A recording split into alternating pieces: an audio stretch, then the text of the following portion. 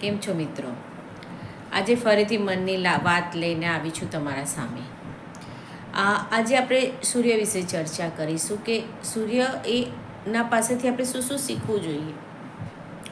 તો પહેલી વસ્તુ છે નો વેકેશન.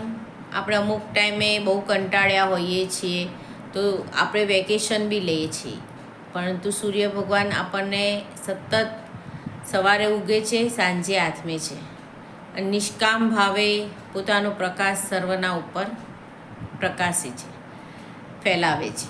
તો એમને તો કોઈ દિવસ કંઈ વેકેશન હોતું જ નથી, એટલે થાકનો તો કોઈ પ્રશ્ન છે જ નહીં. એટલે અવિરત કાર્ય તેઓ પોતાનું કરે છે, સતત કાર્યશીલ રહે છે. એટલે એક ગુણ એમનો છે કે હંમેશા આપણે આપણું કર્મ કરતા રહેવું જોઈએ. બીજું છે નો એક્સપેક્ટેશન. ઈચ્છા કોઈની પાસેથી રાખશો જ નહીં. અપેક્ષા એ દરેક દુઃખનું પહેલું પગથિયું છે. કોઈની બી પાસે અપેક્ષા રાખવી કોઈ બી જાતની એ હંમેશા આપણને દુઃખ જ આપે છે. તો સૂર્ય જે પણ કંઈ કરે છે એ અપેક્ષા રહિત કરે છે, કોઈ પણ ફળની આશા વગર, નિષ્કામ ભાવે. ત્રીજું છે નો ડિસ્ક્રિમિનેશન, મતલબ કોઈ ભેદભાવ નથી એમનામાં. કોઈ નાસ્તિક છે, કોઈ આસ્તિક છે, કોઈ કઈ જાતિનું છે, કોઈ કઈ જાતિનું છે, કોઈ બી વસ્તુને જોયા વગર એ બધાના ઉપર પ્રકાશ પોતાનો સરખો જ આપે છે, કોઈ ભેદ રાખતા નથી.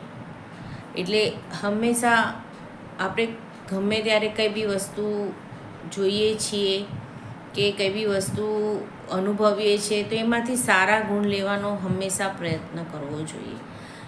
તો સૂર્ય એ આપણને નિષ્કામ કર્મયોગનો સંદેશ આપે છે.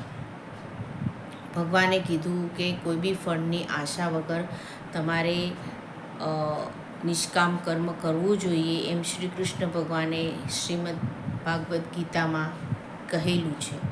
તો એ પ્રમાણે સૂર્ય એ એવું ઉદાહરણ છે આપણા માટે કે જે નિષ્કામ કર્મયોગનો સંદેશ આપે છે.